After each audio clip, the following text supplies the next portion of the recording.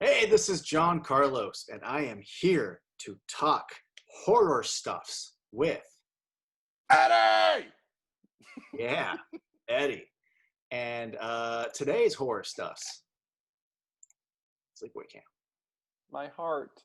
My heart too. Spoilers, folks. We love this movie. Yeah. Um, Something I discovered in my mid-20s.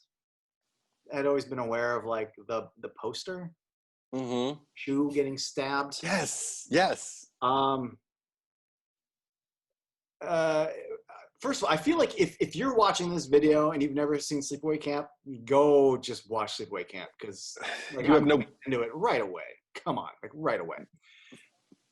Find it. Yeah, Watch it. go watch. You will not... You're welcome. Yeah, you're gonna love Okay. it. Let me say this though: I am so lucky that I didn't know anything about this movie, so all the little twists, everything just landed as far as Yeah.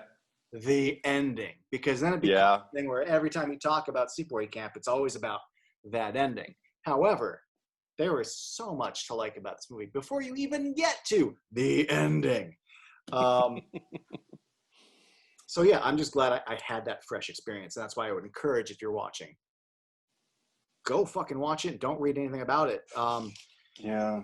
And also, the way that ending plays now versus maybe the way the ending played different years ago, there's a lot to unpack there that we could maybe get to a little bit, but I have my own thoughts on that.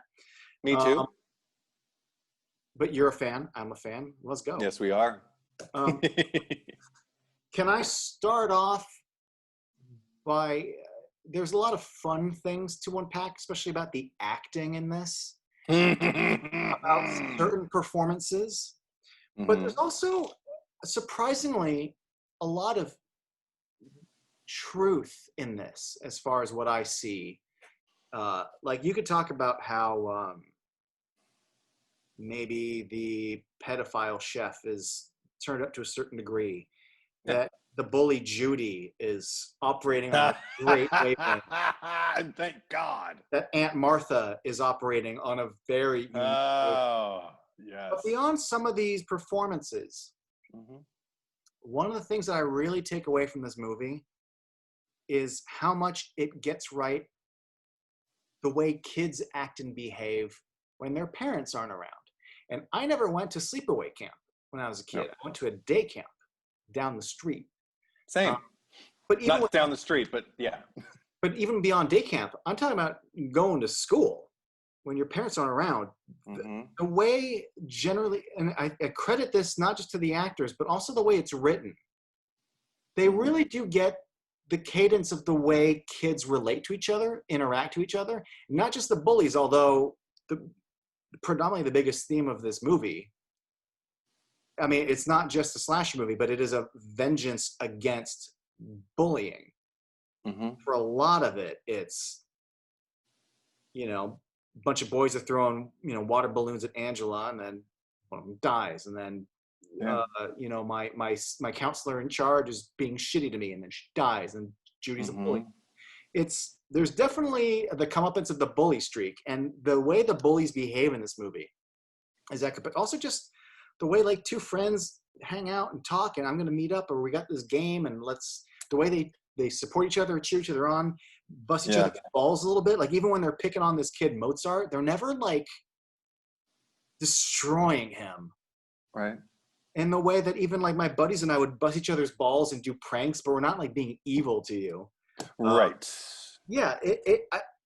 You would never think they would go to sleepaway camp and see truth, but kids carry themselves in this movie in a very honest way as far as behavior goes. I'm glad you put it that way, because I actually wrote something right at the top of it, because, we've both seen this movie so many times at this point. I think I discovered it probably around 10 years ago, actually. And I didn't know anything about it either, so I was just, I was familiar with the VHS cover from going into, my local neighborhood video store and seeing it there all the time, because I was fascinated by the covers before I ever rented any of those horror movies. I wrote something kind of right at the top of the movie, just off memory, and also just the feeling I got as I was watching things develop.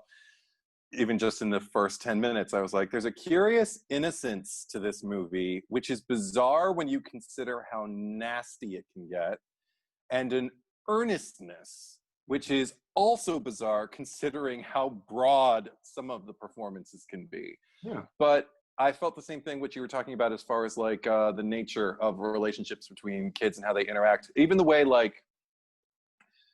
way you and your friend, or even your crew, if you were fortunate enough to have a crew, can just have a vibe going, and one person moves in and all of a sudden completely shifts the energy, and everybody is bummed out because whether, for whatever reason, because a lot of people can shift energies a lot of different ways, but there's something, I feel it myself as an audience member while I'm watching it. There are so many moments where I'm watching people spoil the air, and you just kind of sit there and go like, can't you just be cool? I mean, come on. Like, there's no reason to spoil everybody's good fun. Like, there's no reason to be like that. We all know you're like that, but just why do you have to be like that around us? And You're talking about Judy? Who I also so have. coy, Eddie. Also curious for me to like acknowledge them and empathize with everybody that she bullies in this movie. And yet at the same time, she's one of my favorite people to watch in this movie. Oh, I fucking love her. God. We'll get to her. Yes. Karen Fields, though, is her name. Just want to put it out there. Karen Fields, I love you. Yeah. I love you. I want that. We talked in other movies, sometimes there's a role I want to play. I want to play Judy in the musical version of Sleepaway Camp. Have you watched the making of on the Scream Factory Blu-ray? Yeah. Okay. What's great about her, Kim? What did you say?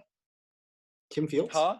What was her name? No, Karen Fields. Kim Fields is Tootie. Kim Fields. It's not that. Yeah. Karen Fields. The second they cut to her first part of like an interview, I'm like, you look like Judy, but everything about you're so not her. Which is, I mean, granted, it was a long time ago, but like, what a performance! Because she seems like a nice person, and Judy 100% does not, and that's acting. But also, at one point, she's talking about her acting in the movie, and she's everything about her interview is pleasant, and she's talking about like, and then because sometimes it's just fun to play evil, and she just shifted into it for like 2 seconds, and she's awesome. Even like all these, she is. Oh my God, I love her. Me too. Another thing, just going back to the truthiness of it that I kind of forgot about, also the baseball game for me was just so telling. I don't think it feels any greater theme, but the one thing that most movies don't do is they show, okay, a lot of your average movies, they just have a baseball game happen, and usually it's depicted as a fun thing. This is one of the few times in a movie where you see the other team like not just being competitive, but being like shitty about it, and not just shitty during the game, and bullying people mid-game, and talking really mean trash mid-game. But when it's over, like, they don't lose graciously. They take it seriously. They say, we're going to get them back. Like, get them back is a fucking baseball game. But literally, that's how kids were when I was a kid. Sports really mattered. Losing sucked. We got to get them back. Those guys, like, that's another element that feels very true to me. Is like, some people, that's how they treat fucking sports. Yes, I agree. Also, again, when you're alone with without parents, you can be like, we're gonna get them fucking back tonight, Well, and that's another thing is like, even though I talked about like just shifting air and everything like that earlier, another thing that happens particularly from Angela's perspective and I would say arguably for Ricky too, but Ricky fights back. Ricky calls things out. Ricky's aggressive. So he doesn't always have control of the situation, unfortunately, but even more so for Angela, because she is relatively, I'd say for the bulk of this movie and her screen time, passive, and just tends to kind of like absorb things. And I'm always worried about what it's doing to her. That said, something about that atmosphere feels largely warlike. I mean, like, out for blood. And again, it's something about it that whereas the boys are aggressive with their actions, like predominantly Judy, but also her friend Meg, the unjust counselor, I guess. Is she a counselor or like bunk head? I don't know what she is, but she's got some authority, obviously. Yeah. And she's the evil head, whereas Susie is the benevolent head. And Meg and Judy are totally tight. And it's, even though it does get physical, like when they try to like put her in the water and everything like that, again, for the majority of the movie, the attacks are verbal.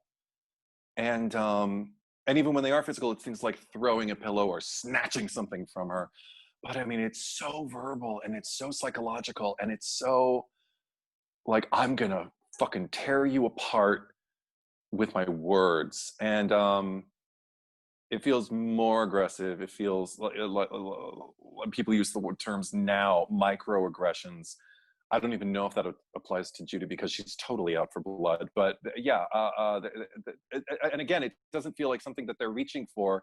It's Judy is melodramatic as hell. She's like, it's like Joan Collins has nothing on her. It's like she walked in off the set of Dynasty or Dallas or Knots Landing or any of the TV shows that were hits in the 80s where women were fabulous.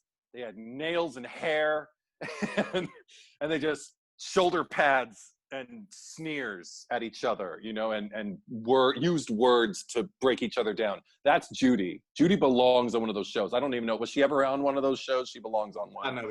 I absolutely agree with you. Yes. But that said, there is this, again, as broad as those shows could be and as much as I feel that it aligns with that, it's, there's an authenticity to it. There's something about when girls bully each other, at least when we were growing up, that feels, I know that girl. I know that girl who's so nasty and can turn on a dime and then all of a sudden start acting like a sweetie because she likes this guy. That guy she's done with, at least for now. But now that guy's looking at somebody else. Now I want him. Now I'm really mad. But no sense in it whatsoever. And yet I'm watching her and I'm just like, uh-oh, I know what's coming. You have this strange injustice that is always being done to you. So that's your way in to go attack somebody because you're a piece of shit. You're a trash person.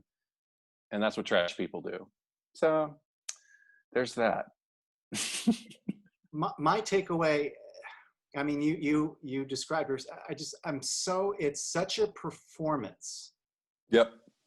But again, like she really, it's not just so much the actress chewing her. I kept thinking she's just devouring some of her lines. The way we often, you know, there's a term for chewing scenery.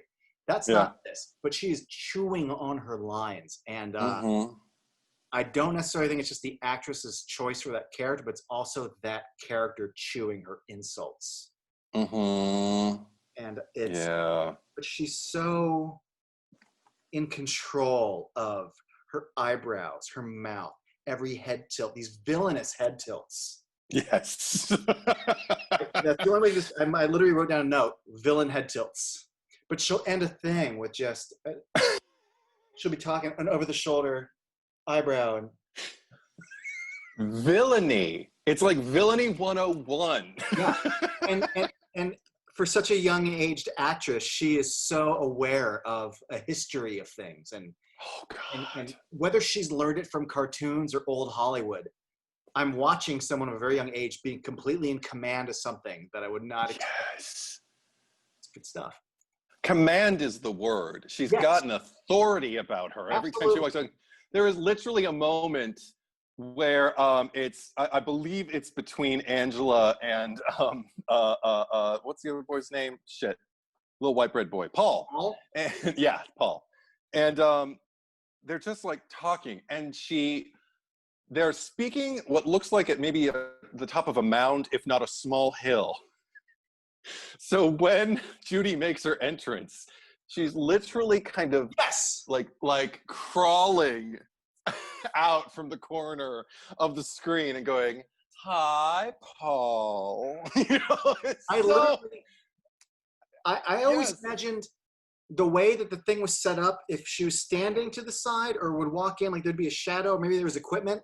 You could tell that she is not totally crouched, but she is down, and she pops in the frame. She just emerges. Yes, great. But she's in total command of every look she gives. She has the greatest evil smile, conniving. It is taking delight in. You can see in her eyes that her character is making choices that she is living moment to moment. Like she is, And also, I mean, and when I say she chews on things, she has the right pause, but also the right. Here's what I mean. At one point, she's talking about Angela. It's like, what is she? Special? Yeah. She hits Okay. If we're gonna go down the roster of lines, I have a few. I have a few too. Okay, cool. One of them, it's not a very memorable one. It's not one I hear a lot of people saying, but it's one of her first things that she says, and it's when Ricky wants to go see her because he thinks he heard about these. That's another thing I love. Here he's just Paul is just like, wait, did you get a load of Judy? Yeah. And I'm like, okay, when we were kids. Sorry, kids, today, if you're watching this and you're not like this because you're socially conscious, and kids so woke. Yeah, right. Like, yeah. So sorry about that. But back in the day, in the days of Stranger Things, when we were kids, the second a girl got an inkling of breasts, it was this, like in our minds. Like it was just, I wasn't even a straight kid, and I was still just kind of like, she's got boobs, because she's got some bumps like just underneath her dress. That like more than this. Yes. Boobs. Because there are also still girls in the class who haven't developed yet, and who knows, down the line maybe they won't develop very much, but a lot of comparison. Like the girls literally stand out who have developed early. So if they have anything, it is like, go in your head, it's like, they've got boobs, they're women. So there's that. But then Judy, thank you, when my gay friend Eddie, for having the boob talk. I appreciate that. Anytime. Well, I have to be excited about them. I used to draw them in 3rd grade. My teacher thought I was a big old perv. If only she could see me now. Oh, you had no idea. So Paul does that. But Judy, one of the first things she says when she just completely dismisses Ricky is just like, I don't have time for your nonsense now. And that's less the delivery. I mean, she does a great delivery of the line, but so much just the line. Like someone who is obviously happy to see you, and you have no problem just just waving them off and walking away. And we know exactly who you are right off the bat, and you only get worse and broader and more theatrical. But as a person, you only get worse, and I appreciate that. It tells us exactly who we're watching, but gives us somewhere to go. Do you want to say a line? Yeah, I'm a big fan of, so like Angela is behind her this way. Out to everyone. Yes. Mind you, Angela's over here, but she's like, how come you never take showers when the rest of us do? Huh? Huh? She just milks it. It's so good. Yes. And also one of my favorites, it's not even a line, but it's shortly before she gets killed. It's towards the end of the movie, and she's trying to hook up with this dude. Oh, right. And they almost get caught. They know there's shenanigans going on, so he leaves, and she's like, no, why aren't you going to stay here and fucking bang me, right? And he's like, no, I'm going to go. And she yells, chicken shit. And then it cuts to him turning around, and it just cuts back to her like this. Like, it's the most. She's waiting. And she's waiting to see what he's going to do. It's like this. Yeah, I called you a chicken shit. What are you going to do about it? You going to do something? Are you going to do something? Are you going to do something? Like she's challenging him. It's fabulous. Yeah. I love it. It is dialed up to 11. Yes. And it's not even a line. It's a look. And it's the look of the whole movie. Toxic as fuck. Okay, I have one. Hey, how come Angela gets to talk to the boys all day while we have to play volleyball? What is she? Special? I fucking live. I mean, I'm laughing, clapping over my head. Just, I can't say enough. And again, the things, because like, so she doesn't want to eat when you guys eat. She doesn't want to fucking play this like, her parents paid the money, or family paid the money Yeah. for her to be there. The fuck do you care if she doesn't want to do the thing? But kids give a shit. There is, again, kids are shitty sometimes. And this movie shows that in like a very truthful way. Oh, speaking of truthful moments, I love, okay, again, we'll get to Judy ruining something, but it's a way into it also. When Ricky comes in, not Ricky, when Paul comes in and he puts his hands over Angela's eyes and he says, guess who? And she's like, Ricky? And he's like, no. It's like, Burt Reynolds. He's like, no. And then he reveals himself and she looks at him and completely commits to the bit as the character Angela. And she goes, who are you? and they couldn't be happier. And it's charming and sweet and feels totally authentic. And then in peels Judy with, oh, look at the two lovebirds. And I'm just like, again, shitting on somebody's good time. Fucking Judy around every corner. They're not doing anything to you. You know how you know Judy sucks? How? She's got a shirt that says Judy. What an asshole.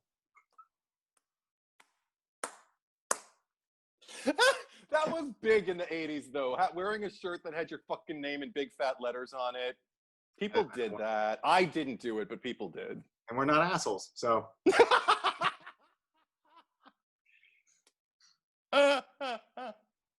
You mentioned Angela. I think now's a good time to sort of segue into another great performance in the movie. Not the Dialed Up to 11 ham-fistery of Judy, but I'm always taken aback, especially in the first, I don't know, third of this movie where she doesn't say anything.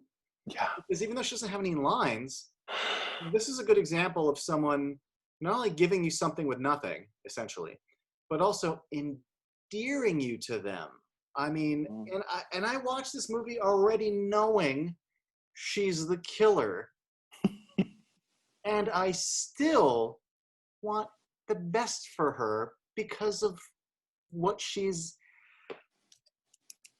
It's the first few scenes she's just quiet and whatever. But there's a scene when Paul, they're in like the rec room and Paul's talking to her for like the first time, and she's just sitting there facing him. But unlike other scenes, I noticed it this time.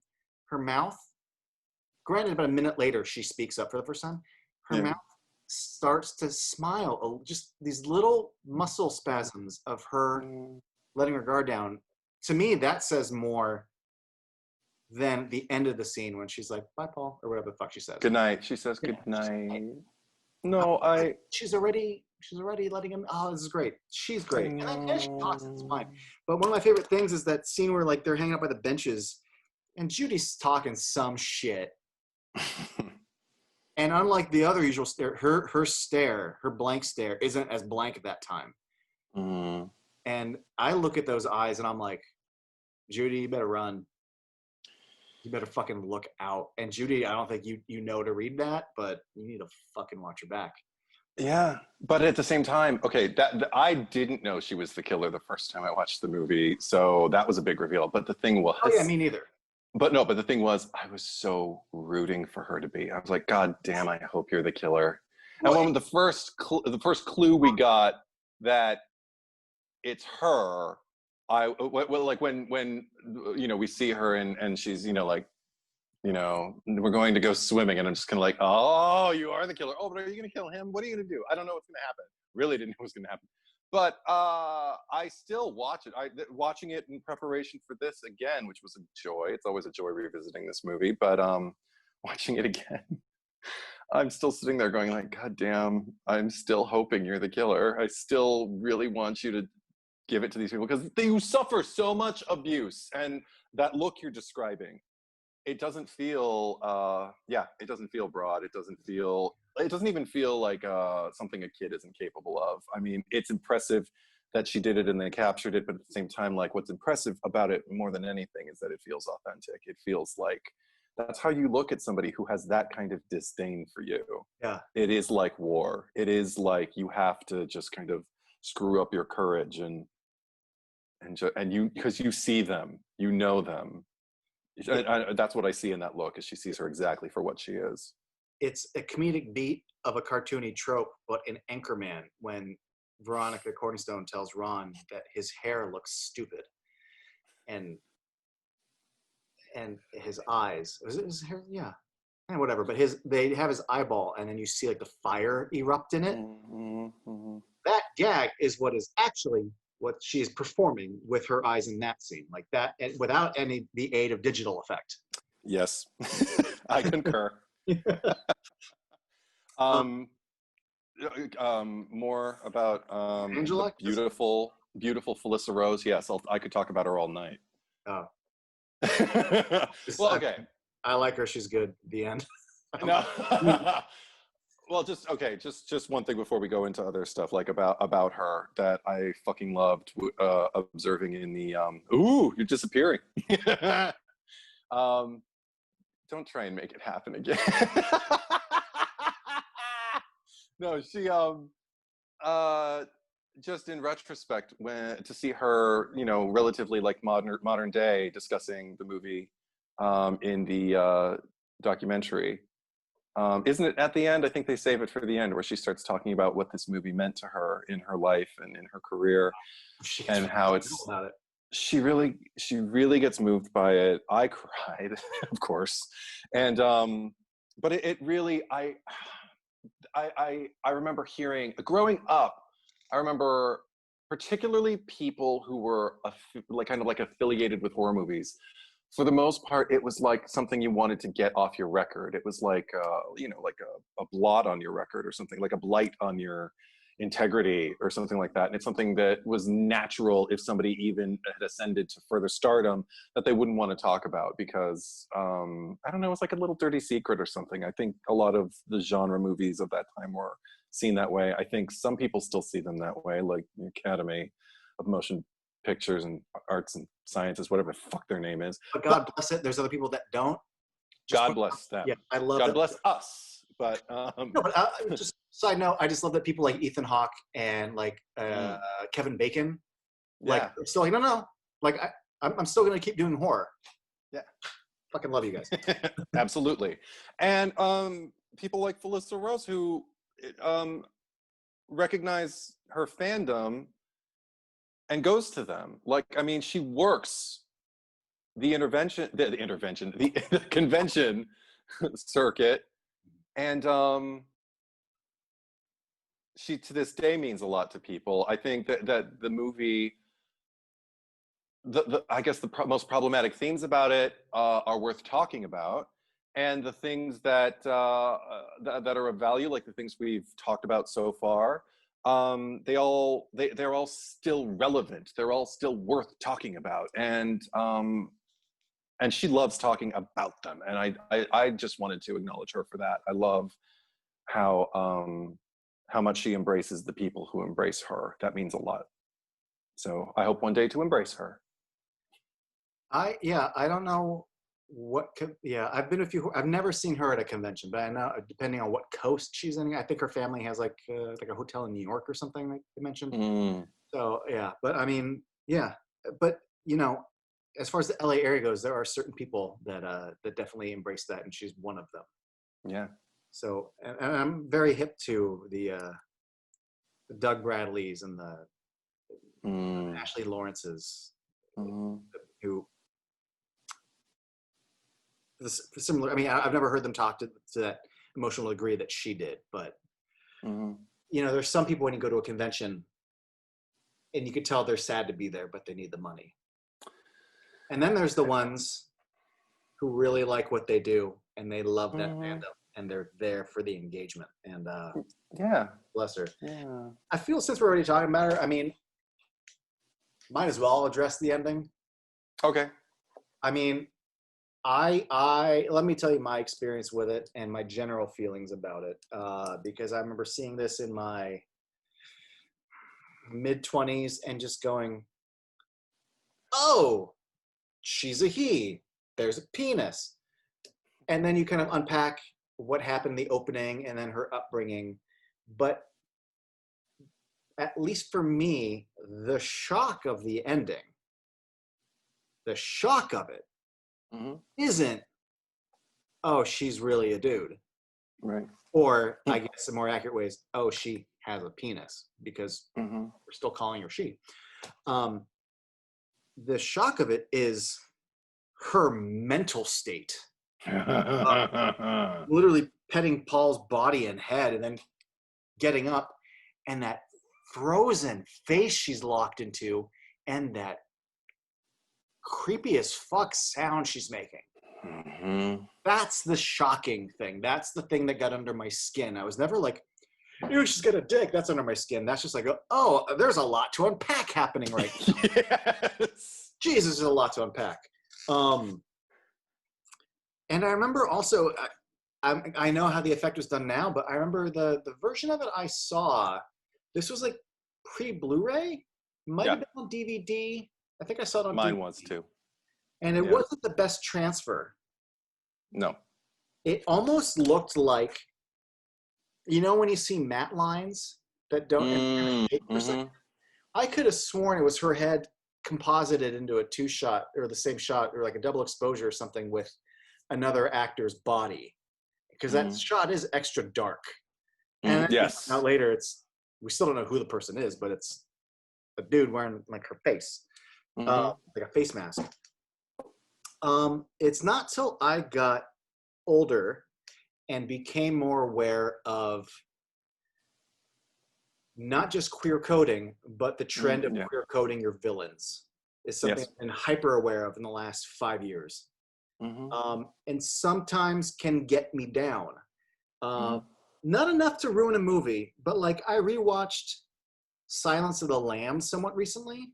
And I remember I'm watching Buffalo Bill going like, how fucking dated 90s this is. Like, oh, look, he dresses in women's clothes. Like he's queer. He's some sort of, he's the other. He's a LGBT something different. And he's the bad guy. And it made me, it's one thing to see it like in cartoons where they kind of act a certain way, but to blatantly be like, make sure the villain's got lipstick on and dressed like a lady. They're different. And I just went like, not enough to ruin Silence of the Lambs, but I just became kind of aware of like this fucking trope. I haven't quite reached that with Sleepaway Camp, but I have to imagine for a portion of the LGBTQ horror watching audience, and I don't know if it's a majority or minority, but there's got to be people where this has to rub them the wrong way and is considered a form of bad representation.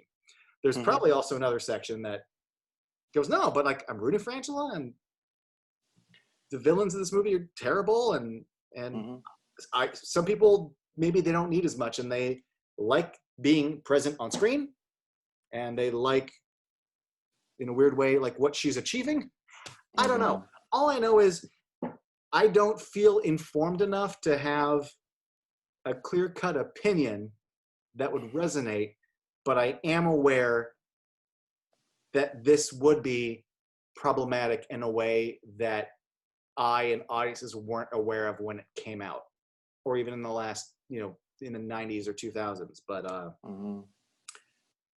yeah, like I can't imagine you make this movie now and release it now. No. Yeah, no, the killer's got a dick and she's the killer, and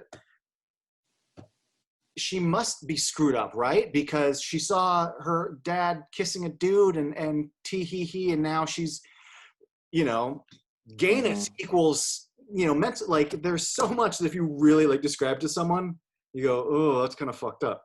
But there is a simplicity to how this movie plays certain elements and performances that, I don't know, it hasn't derailed the movie for me, but I can't deny these things are problematic, right? Well, Worth discussion. I personally, let me put this on Front Street before I start discussing my own perspective. Because there is a case, I think, to be made about why this is not representative of trans people. That said, or even, you know, the LGBTQ community. That said, one thing about queer coding is even if the individual depicted or the imagery that you're provided with in a movie doesn't technically fall under one of those monikers, LGBTQ. I always think, but who are the first people who are going to have to suffer at the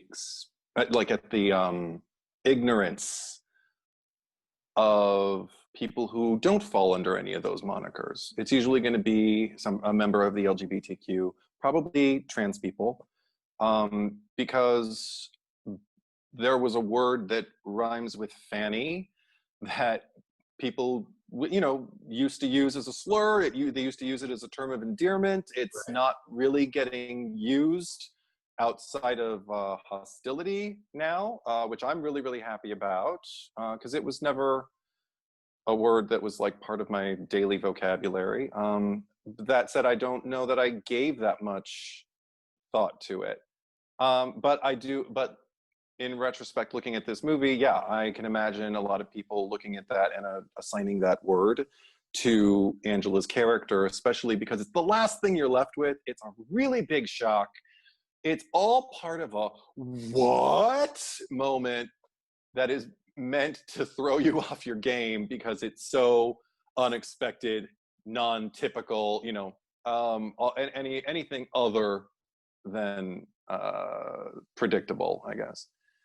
Because here we just thought she was a shy girl, and maybe the most interesting thing about her was she was a killer.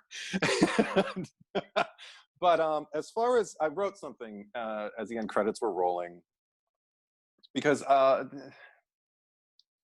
just wrote, Angela isn't trans. I wrote, being trans is about being who you are, and being LGBTQ is about being who you are. Angela's character was programmed and traumatized and uninformed, because I think about her own questions when we go to the flashback of the two children watching their father with his lover in bed. And aren't they just holding each other and maybe kissing? No, Yeah. they kiss. They're just like looking and like touching. Right. Yeah. With their shirts off, probably naked, but we don't know. They could have pajama bottoms on or boxers or something. But or well, it's the 80s briefs. But the kids are laughing. That's what something up on. Exactly. And we're and then it's immediately followed by a scene with the kids on a like spinning bed, or just the camera spinning around them, where the boy is starting to point toward the girl's sternum, and it looks like he's about to touch her chest, and that's when we're back in the present day, and Angela pushes Paul off of her and says no. And if you're watching this for the first time, you think that Angela is the little girl in that scenario, and she's associating it with some kind of sexual trauma or something. Right. Whereas when you watch it every subsequent viewing after, you know that she's the little boy who is pointing towards the little girl's sternum. And I still don't quite know what that moment is about, other than just like I don't know if it's a red herring technically, but as a misleading kind of thing, because we're all supposed to think she's a girl who doesn't want to be touched or something, and somehow equates sex with boy on boy. The only thing I can think is confusion, because I saw two men, and those are probably the only two people I've seen that with that share that level of intimacy. And now I'm with my sister, maybe feeling, you know, like an innocent attraction or a curiosity about her body that, you know, children can feel. and not understanding it, never having it explained. In fact, having it completely repressed, all of it repressed, everything I've ever been exposed to, and now I'm living a life as another person, which suddenly makes sense why I'm so shut down, why I'm so uncomfortable around people. So I think about all that. It's funny because I'm more comfortable calling Angela a she also. Mm-hmm. And this was the first viewing where I actually kind of, because I knew it was going to come up. I knew we were going to talk about it. And I just kind of thought, but why? And I got an answer. Because if I think of Angela as Peter, it's too sad.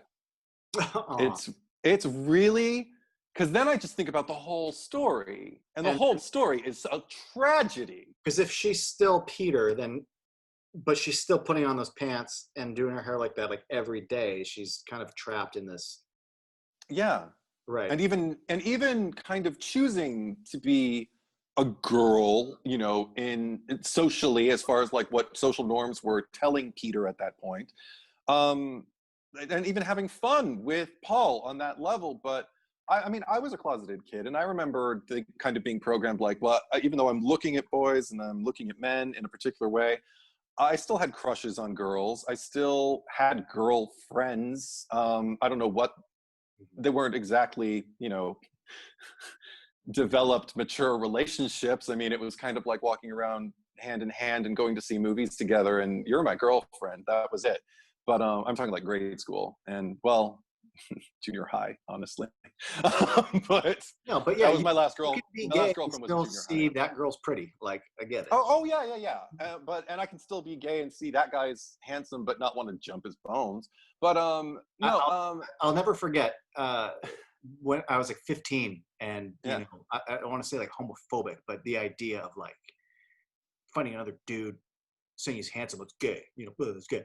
And I remember some guy going like, "Hey, like it's not gay." And I go, "What do you mean?" He's like, "I mean, you could look a guy and you can tell whether he's gonna get laid or not, right?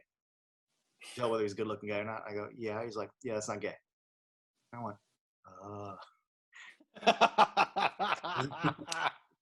And I just thought, because I didn't really connect with a lot of males, except for I believe a lot of other closeted males when I was very, very young. But I was largely friends with girls for a lot of the time. I think even though you're my oldest friend, I think you're one of the only male friends I had pre-coming out. And you're probably the closest one I had. I mean, because here we still are. But even then, I remember thinking like, you know, like we called each other pretty often. And it was, you know, I was just like, oh my God, I've like got a friend, kind of like a normal boy, kind of like a real boy. I definitely had Pinocchio syndrome. But talking about boobs. Right.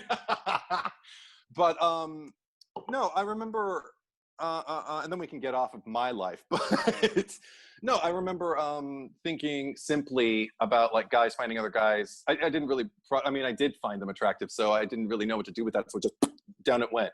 But I remember thinking, well, girls call each other pretty all the time. Girls like stroke each other's hair and like go to the bathroom in front of each other and undress in front of each other. And it's no big thing. And I didn't have a brother. I didn't really undress in front of my male counterparts or friends, the few that I had. So it was we won't go there, but except one, we'll just say that. But that's a whole other story. No, so I remember just thinking, well, girls do it, so it's a shame guys can't do it. And I remember thinking, I'm gonna be one of those, like woke wasn't a thing yet, but I guess I thought I'm gonna be one of those kind of mature men who thinks it's okay to go like, yeah, he's a babe, and people will think it's charming. And they did. People were just kind of like, because also a lot of people were shocked when I came out because I was their first gay, you know, or first gay that they knew of.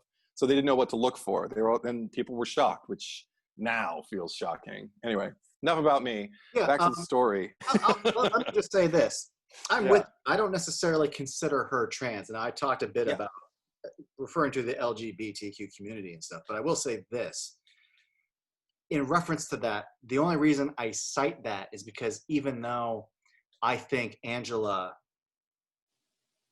maybe doesn't qualify as being the T in LGBT, is because kind of like what you said, I was thinking she at least for this age, she's not maybe as fully mentally developed yet, but at her age, she is the product of atypical upbringing. And I don't even just mean like her dad and seeing that, but this aunt that has been raising her for 8 years.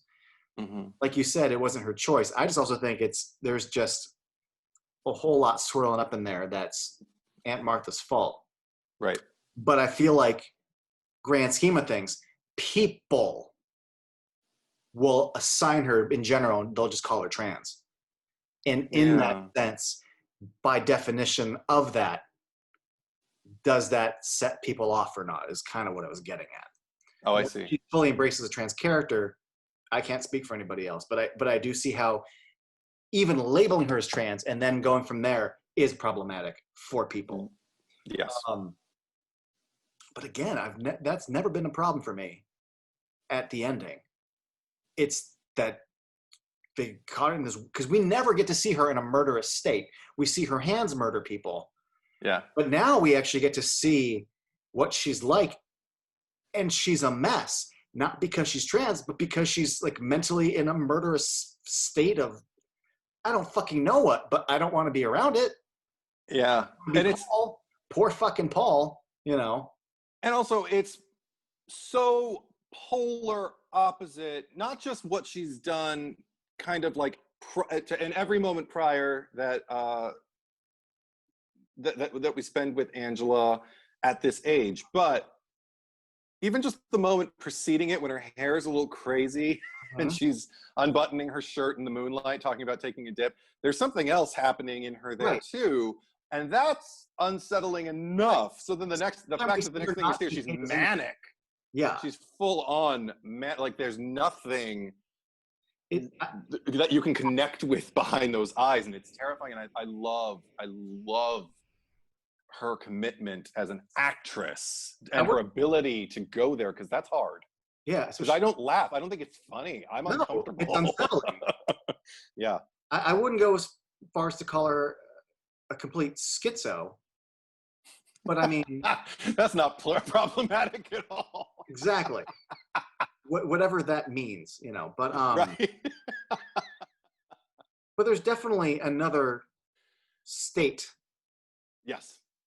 And that's the only time we get to see it. Mm-hmm. And you're right, she plays it very well. And it's interesting too, because so many of the other people that she kills, I don't want to say like, oh, that kid had it coming, but within the movie, as far as committing the sins that in a horror movie, you know, you're essentially going after people that are bullying her, doing her wrong. Yeah. Paul is the only one that like is starting from a good place. Like, he was a nice guy to her. Everyone else was shitty to her from the beginning. Yeah. But he, you know, pushes her a little harder than she wants at times, but he apologizes for it. But he apologizes in a shitty way. And then he cheats on her with Judy, and his apology's not great. Like, from that point forward, every time I go, because prior to that, I'm like, oh, Paul seems like a good kid. He's a pretty good kid. Oh, he fucked up. Oh, but his apology sucked. Yeah. Oh, he's apologizing again. No, take your arm off her fucking God damn it. Paul, I want to like you, Paul. And even though you're not a bastard, you have a lot to learn still. Just like a real 13-year-old boy. Yeah. Which, again, if you want to find the truth of things, he isn't as clearly cut a good guy, and he isn't clearly cut a bad guy. Mm-mm. But it is fun that he fucked up enough that he got on the list. Enough so that in her state, she's like, hey, like, that's the point where, like, she crosses over into a line of, like, luring him somewhere to, we're going to do, I'm gonna fucking cut up your head. Yeah. Anyway, poor Paul. That's all I got. He didn't have enough time to learn and become a better guy. No, I mean, not like Ricky. I was going to say, but the great thing about, instantly, you know what I like about Ricky? Is I'm so used to, both in movies or in real life, when you've got the person who's kind of a drag, like, it's very easy to go to camp with her and be so annoyed by her. like, oh, what's with Angela? Like, oh god, she's a quiet fucker. But he's like, no, she's just a little shy. It's the first time away from me. Like he always kind of explains and defends. Yeah. And throughout the whole movie, looks out for her. He gets angry over other people treating her badly. He comes to her aid. He's a good cousin / Yes, he is. Yeah, no, but I love that he genuinely cares and stands up for her and looks out for her. And it's nice to see that displayed on film, and also just makes me like him as a character. Me too. And I think he plays it really well. I think there's something, I also admire, I want to say his name, Jonathan Tiersten, playing Ricky. One thing that I admire, in addition to his kind of innate goodness, like you just get a good feeling from that kid. Like, I'm just kind of like, you're a good kid. Like, and Mel is a lech. So the fact that Mel hates him makes all the sense in the world. Anyway, but about Ricky, another thing I love is that he does have kind of like a crucial flaw. And that flaw is Judy. The fact that he just keeps reaching out to her, like just trying to make some sense out of stuff. And then even when he's not, when he's over it and just like walking away from her, dude, she's still not that great. She has on her shirt. But he doesn't have you there to tell him that. He needs like a strong male role model who's going to infuse these, he's already got a great heart and great instincts. Yeah. Just not about everything. He's like us. The second it comes to his own heart, and in a romantic fashion, he fucks up. Blind spot. Yeah. And I like that about him. It actually makes him believable and authentic. A little more relatable, yeah. Yeah, totally. And also, he's a little boy. Last summer, she didn't have boobs. This summer, she does. And again, blind spot, his Cro-Magnon brain is like, but boobs. To anyone who's never been a boy, and maybe not even all boys feel this, but he's felt it. You felt it, John Carlos, right? Yeah. Being driven by boobs when you're like a young teenager. Yeah. Young teenage boys are so stupid over boobs, man. And even I am like as close to a Kinsey 6, I think, as anybody can get. And I remember being fascinated by them like super early. Like I said, 3rd grade, drawing them. And that was easier to draw than men too. But I was fascinated by the female form. I really liked making pretty women. Can't really explain it. I just liked it. So that's sad. Yeah. Okay. With the Eddie, but yeah, right. Oh, check. If you've ever seen the episode of South Park where the boys discover boobs, when like Bebe gets boobs, have you ever seen it? It is. I don't remember. There were so many episodes. 100% accurate to how kids are. Okay. Okay. They literally get little Cro-Magnon. The characters, the boys have a little Cro-Magnon ridge, and they just go, and they're like cave paintings on the wall, and it's totally true. Anyway, truthfully, that's no matter what you're attracted to. If you're a guy, that's probably what happens to you. And I'm not saying that if it doesn't, there's something wrong with you. I'm just saying when guys speak on that level, I understand it. I know you understand it. If you don't understand it, I want to talk to you. I want to know what that's like. Another thing I like about Ricky is he has some pretty they're playing baseball and he says an insult that I've never heard before. It's very easy to go into homophobic slurs because that's what boys, especially in the 80s and 90s, did. But he refers to a guy and goes, "This guy blows dead dogs." Yes. He's got a vocabulary of that. That is. Eat shit and die. Eat shit and live. Eat shit and live. Which is so much worse. When you think about it, yeah. You're walking out with duty in your teeth. How embarrassing, you know? I wonder if everybody in the theaters, when this movie was in theaters, if everybody went, after he said eat shit and live, like, that is worse. Yeah. To live knowing you ate shit. Yeah.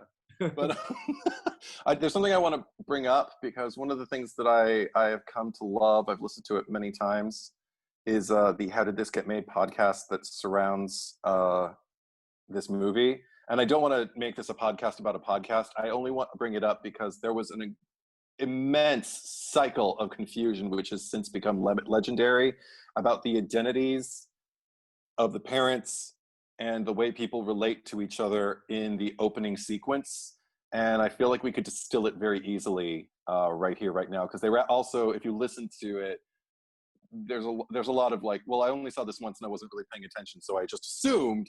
And I've seen it more than once, and I feel like I got it, because even I was confused again, because I thought I remembered the opening of this movie, and I saw the kids. It started with the kids, and once I realized who they were, really, I was like, oh, everything fell into place. Are you talking about like how, like, I'm sure you're gonna explain it, but the idea of like Angela and Peter's dad, who's the guy on the shore? Well, that's his lover, but they mention the cousin, so that's Aunt Martha. But Aunt Martha's not a mom. I'm like, well, they mention the doc is coming, and because Aunt Martha says with grandeur, we'll get to Aunt Martha. Richard is with his dad, so the doc is Aunt Martha, but like a lot of people assign the guy on the shore as something other than being.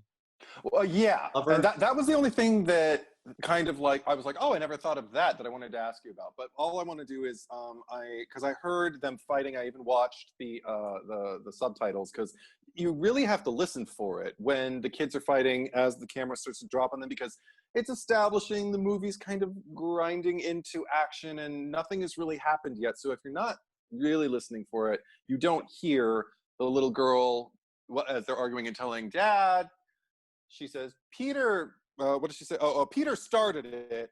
And I saw that and I was just kind of like, wait, I thought I remembered this movie, because I have not seen it in a minute. And for some reason, I just kind of thought like, oh, look, it's Angela and Ricky. Nope. And she says, Peter's, and it started. I'm like, Peter? I have to write that down, because is that right?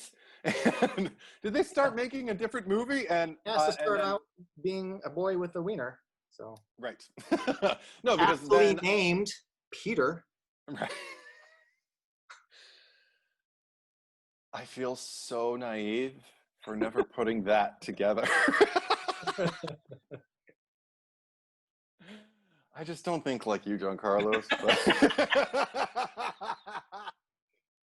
But okay. So isn't it weird that I'm the one pointing out the Peter and you're the one talking about breasts? I'm just saying. Weird. I don't know. The world's a funny place, you know. Like, we've all got different shades to us. Maybe we're both getting older. Maybe we're developing, you know, appetites beyond what we've already experienced. I don't know. Maybe it just means we're talking about shit, and it just happens to be coming out. Broadening our horizons is what we're doing. Yeah, there we go. Go ahead. Angela, but I wrote Angela and Ricky as kids. And I was but then I started realizing, oh, no, because of the switch at the end. I keep thinking, because right off the bat, I realized, I'm like, I'm not thinking fourth dimensionally. Sorry, Doc Brown. But I'm thinking the little girl, also because she bears such a striking resemblance to Felissa Rose. I'm thinking it's young Angela. And I'm like, no. That's young Angela as Peter. The sister dies. They even say it, again, if you're not listening for it, because the music is swelling at the end of the whole sequence, and there's a lot going on. Some people might be laughing. I know I am, just because of the sheer, again, mania that everybody's experiencing. The little girl who fell off, the little water skier, is probably the key person to pay attention to in this whole sequence. But as it rounds down, because of her shrieking, she's amazing. But you hear like, like something akin to like, they're both dead, or it killed them both. And it telling you, okay, the dad of the two kids in the water got killed, and so did the little girl. Peter, the little boy, gets adopted by the doc, and gets programmed into being a girl, because she always wanted a girl, as we find out at the last thing in the scene. She even calls him Peter when he's wearing his little turban bandage. Yeah. The thing that got brought up, so that should clarify everything for anybody who feels confused. I hope it did. But the thing that made me go nuts was knowing that the guy on the dock or on the shore, I don't know exactly where he is, I think it's the shore, is the gay lover, of course. But somebody suggested that he was also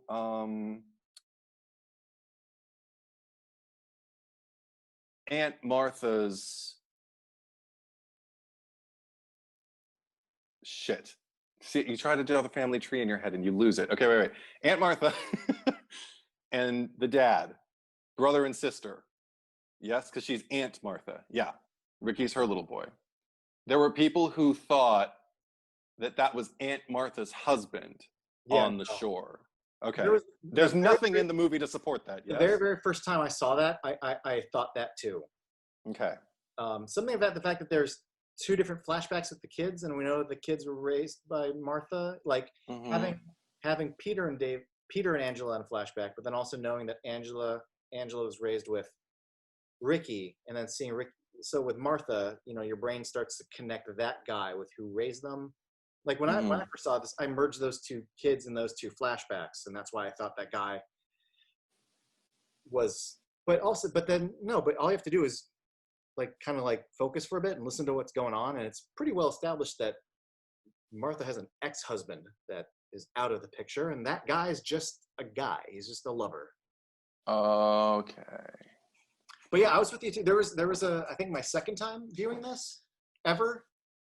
I remember watching the opening scene.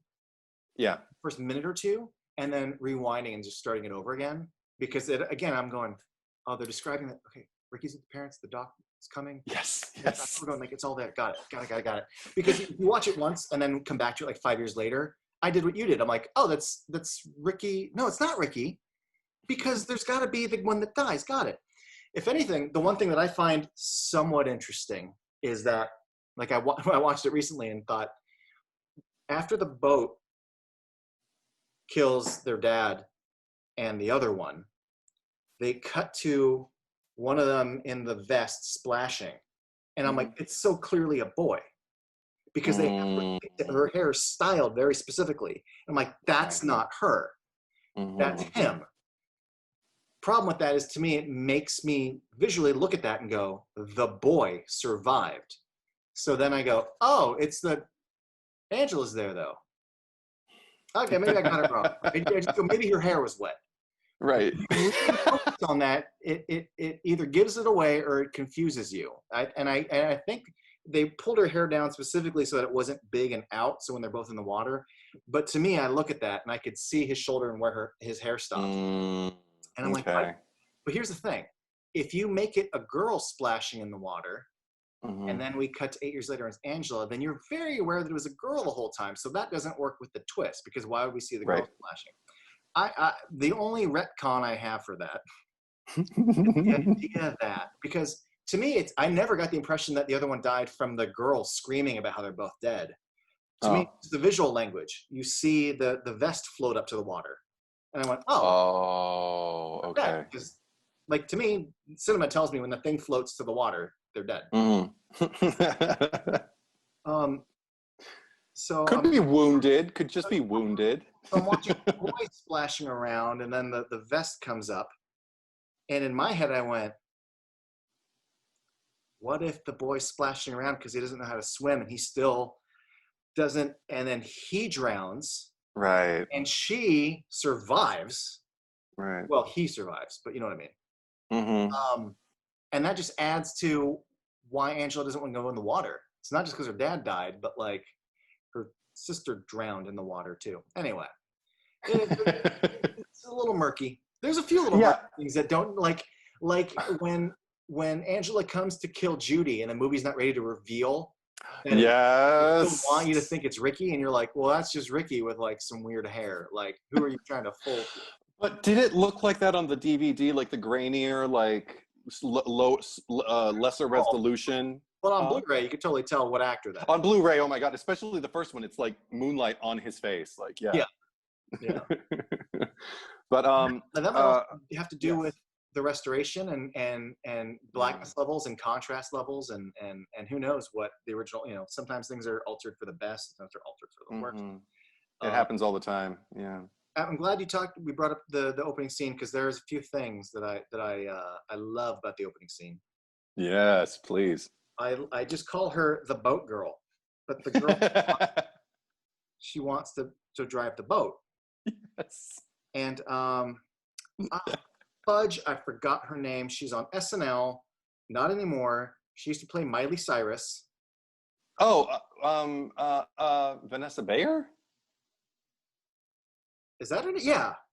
Vanessa Bayer. She's the one who did the Miley Cyrus show. Yeah. She also played the little Jewish boy Vanessa who Bayer had a character that she would do on Weekend Update. And she was a child actress. Yes. And I'm going to do this. And then I'm going to sing. But everything she said was so. And I'm like, oh my God, as a kid who did children's theater, I know who this girl is. As someone who grew up watching the Disney Channel, I know who this girl is. And that girl on the boat's like, hi, I'd like to drive. I know how to do the boat. Like, I was like, oh my God. It's like Vanessa Bayer just jumped in here. This kid is so theater girl actress. I love the performance. She only has like 3 lines, and she's when we talk about some of the performances that are a little not grounded in truth, and she's one of them. I delight in her performance. I also love the scream. I'm just going to call it, I wrote down Screaming Girl. I love Screaming Girl. Me too. Because I love that when the boat kills the people, one, they got an actress who's so capable of maintaining this level. I'm just like, oh my God, you did this thing and the dead, and someone just helped the people and they died. And she doesn't, there's no levels. It's just stay at 11. And she doesn't stop or breathe. And what's great is she's a fucking stranger. It's the kind of performance where the lover on the shore or anyone would go, oh my God, my boyfriend is dead or my daughter is dead. Could someone please help my boyfriend? No. Instead, this total stranger's like, oh my God, these people. You're like, fucking just stop. And she just keeps going. She's just up to her rib cage in the water too. Invested in this. Yes. Just sitting in the water. And the fact that that's the choice they went with, it to me made even better by the fact that when we first meet her, she's already like being pulled by the boat. She's like, can we just stop it all? Like she's got a tear in her eye. She's like, so she's already like not in a good place. And then she's screaming, there's a boat with the people in the boat. Like, starts at a 9 and just becomes an 11. She grew up to be like the Reverend Lovejoy's wife on The Simpsons, who's like, someone think of the children. She's a hoot. She's amazing. I love her. I love her introduction because, like, of course, that's your baseline, and then this is where you go to. Got it. Yeah. Well, also, okay, if we're talking about lack of levels, I think it's time. Oh, well, actually, I mean, she finds levels, but she is on a frequency, a heightened frequency. Perfect description. In a movie full of memorable performances. Oh, Desiree Gould as Aunt Martha. All right. I mean, I don't even want to do, if you want to do an impression, go for it. I can't. You guys have seen the movie. You know what it is. I mean, here's the problem with trying to do an impression of her. You're not gonna honor, like, it's too strange. If I do it, it's only for the sake of quoting or referencing a scene and not because I'm trying to be funny or anything. But like I don't know if she'd been anything before, and I don't say this in a bad way, but it's the kind of performance, it's the kind of energy and tonality that you don't often see on film. It feels very theatrical. It feels like it's playing to the back row. And one thing about the stage is that it's not just about the volume. It's trying to create a performance where the smaller things still read. Yes. And she's not yelling and being theatrical or anything, but it is that performance, if you saw it on stage, would read in the back row. Know what I mean? It would read in the parking lot. Yeah. I just couldn't help thinking, I bet this lady's done a lot of theater, or at least this feels like something. It is a special kind of crazy. Mm-hmm. And first of all, it's not just something, it's in the script, right? Like the lines she says, which she's like, oh, that wouldn't be good. No, that wouldn't be good at all. Like, yeah. she repeats things to herself or aloud. So that is a hell of a choice for her to go with. But also, I love how like proud she is. Like, I made snacks for you to have on your trip. Like, yes. are there chips in there? Oh, I think there are. Like, it wasn't that Why, of course. nice of me. Like, I believe there's a whole bag. Why, I'm almost sure of it. Yeah, yes, that's a level. It is. An all, not as an insult, but it's when like a cartoon decides to play crazy for a moment, and yes, but also Babs Bunny from the Tiny Toon Adventures. I just wrote down David Lynch. Yes, because it perfect, feels like somebody who stepped out of Eraserhead or Twin Peaks. Oh, at its lodgiest moments, and not like in a diner or anything, but she stepped out of Eraserhead. She stepped out of the dinner scene. She would. Oh. And so much so that when you watch it for the first time, you're watching her. It's not just. I'm like, is everyone else? She's a part of this. She's not just the kids. Is she a villain? This choice has to matter, right? She's not just some random being weird. And ultimately, you find out.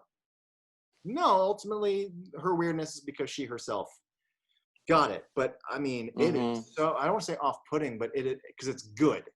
But it rattles you. It wakes you up. It snaps you into something. It's another thing that inspires a question of like, what am I watching? And because it doesn't match anything else in the memorable. movie. And this unbridled enthusiasm, how I've always wanted a little girl, and I made this lunch and just everything, and then no, that wouldn't be good at all. Like, no matter what you need a crazy lady, because you got a crazy lady in the movie. Like, congratulations, and it is. I don't think it's a performance for the ages.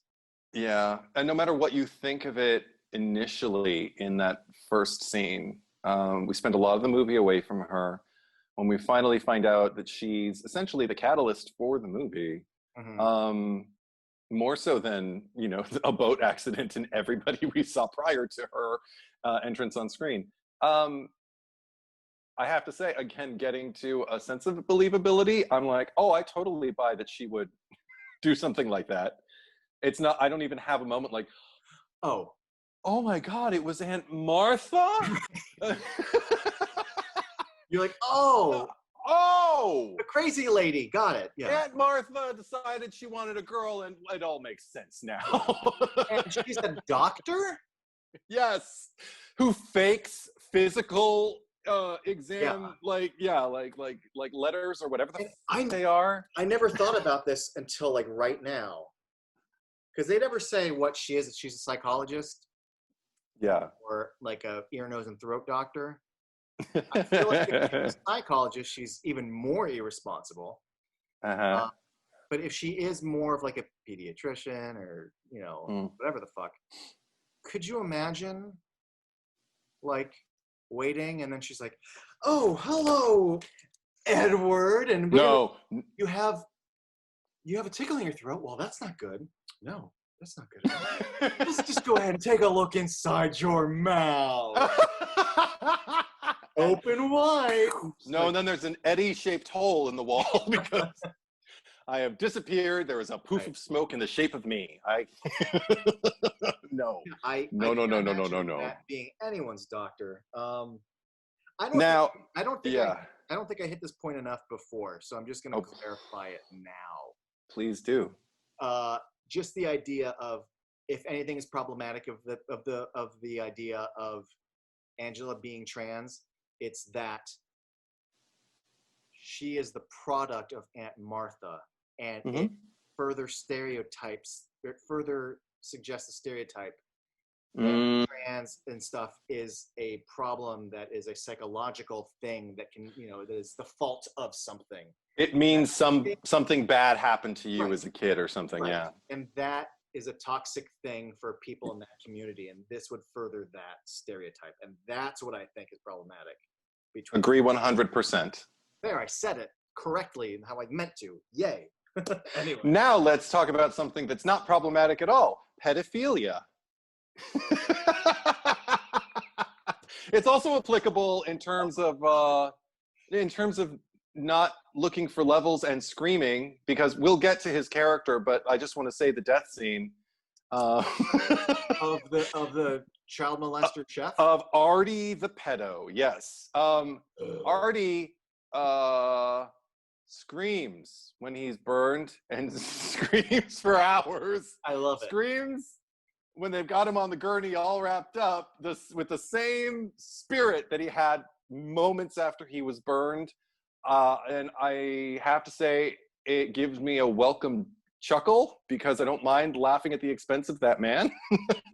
And also, God bless him for doing that, because if he found levels, if he were just going, I would still probably be gratified that he's in pain, but the fact that he's screaming bloody murder for hours and hours and hasn't stopped, and probably will scream the whole ride to the hospital, the whole load into his room, and just sit there in his hospital bed screaming, it gives me so much pleasure.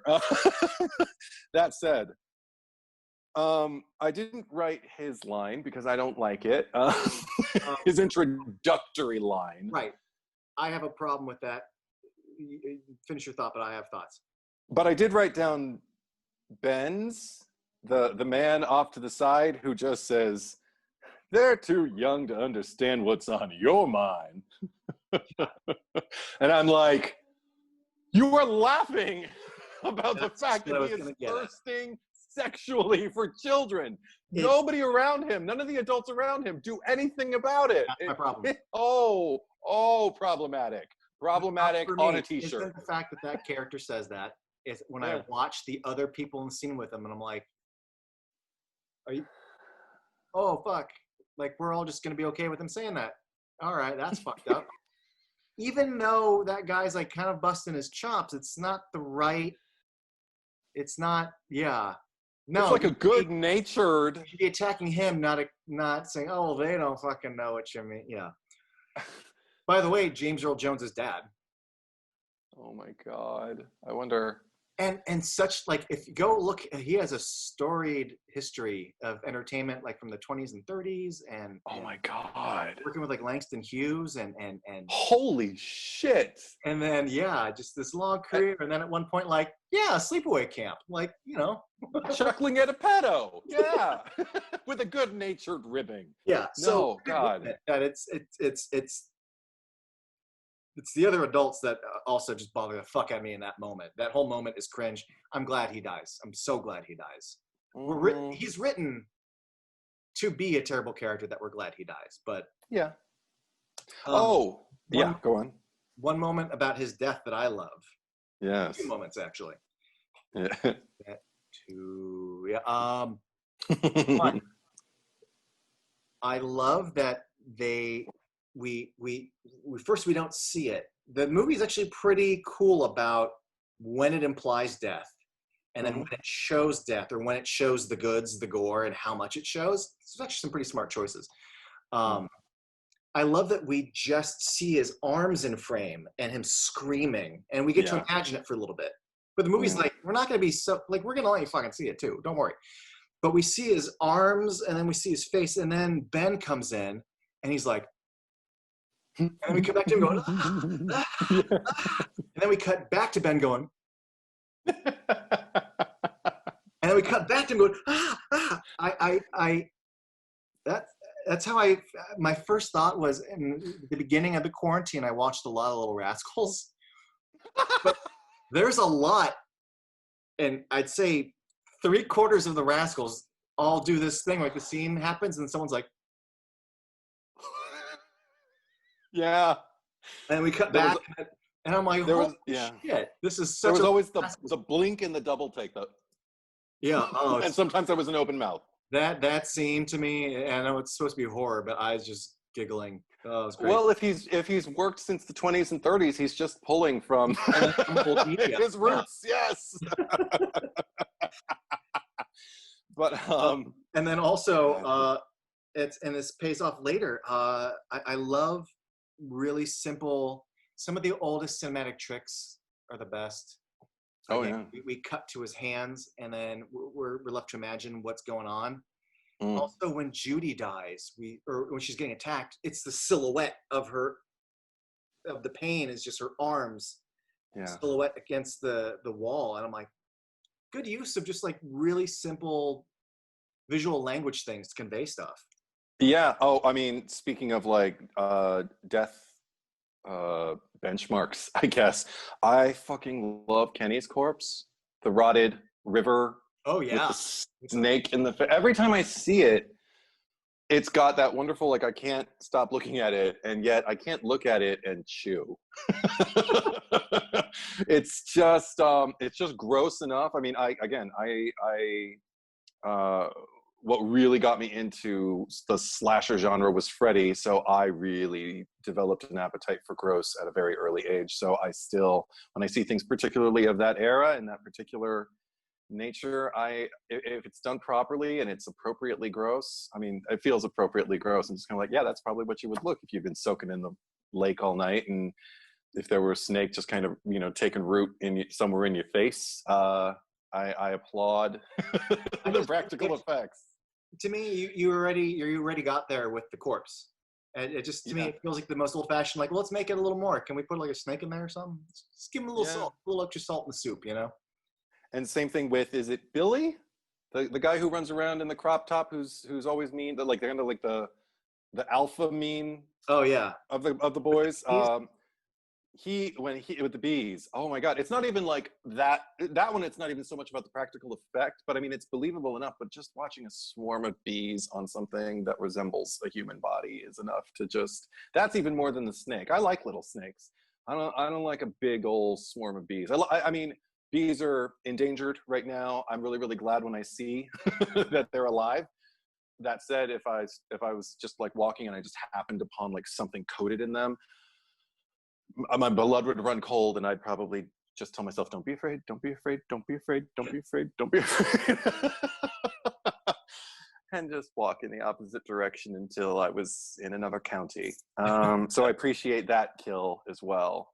Even the way it's set up, just like him on the toilet reading whatever the fuck he's reading, and the fact that I'm kind of craving him to die, and the fact that death by bee sting sounds painful, and it looked painful. So yeah, I like that one. I've always been a little confused. I'm fine with it, but like, the big bad of the movie is Judy. So how do we kill her? By putting a curling iron into her snoo? Like, yeah, it's fucked up. Like, for a horror movie, it's definitely not pleasant, and I like her. Like, I'm still confused as to how she died from it. And you go high enough, maybe? I don't want to think about it. That is horrific. Why is it? I was so grossed out by that. The second it came out of my mouth, oh my God, I regretted it. Eddie, she's a child. How dare you? She's a bitch. She's a monster. Yeah, I don't. You know what? I don't want to talk about it anymore.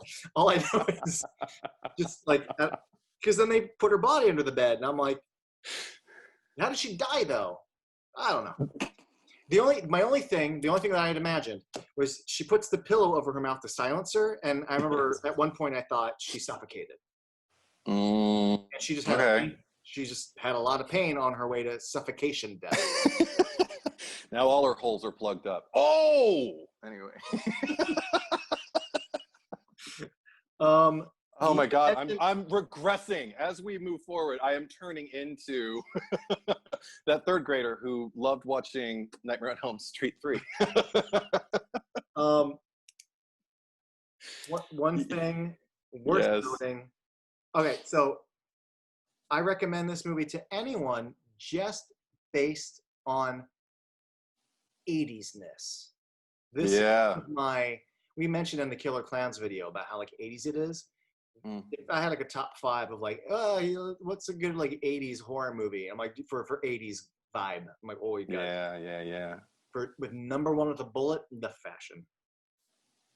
Moreover, the fashion of the dudes.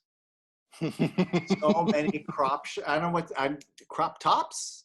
Belly midriffs. Midriff. I don't know. There are so many supposedly hetero. I say supposedly because I don't presume to know, but like they seem like very like cis male hetero dudes. Yeah. Well, it was cis male to wear it dressed like that, and that was the look then. Yeah, short shorts and tight. Shorts. Everything tight. Especially the lead counselor. Like every time, because some of the boys and the kids have like variety of outfits, and I remember like at one point watching this going like, that's been like 2 or 3 scenes in a row where he's got really is that his thing? I'm like, yep.